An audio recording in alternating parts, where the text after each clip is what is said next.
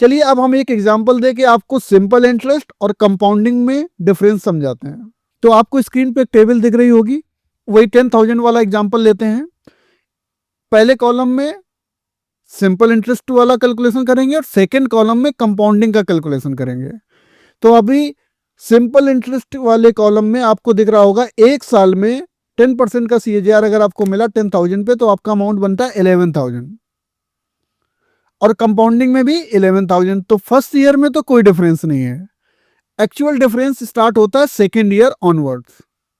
अब simple interest में second year में आपका अमाउंट होता है 12,000, लेकिन कंपाउंडिंग वाले में होता है 12,100।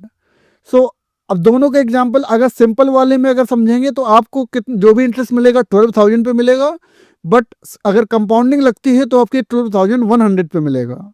सिमिलरली थर्ड ईयर में आपको सिंपल इंटरेस्ट वाले केस में आपको 13,000 पे इंटरेस्ट मिलेगा, लेकिन कंपाउंडिंग वाले केस में आपको 13,310 पे मिलेगा। Similarly on the fifth years simple interest के केस में आपको 15,000 पे इंटरेस्ट मिलेगा, बट कंपाउंडिंग के केस में 16,105। ऐसे ही सिंपल अगर आप 10 ईयर्स की बात करें तो सिंपल इंटरेस्ट के केस में वो अमाउंट बनेगा 20,000, हाउएवर कंपाउंडिंग के केस में वो बनेगा 25,937। सो ये डिफरेंस है।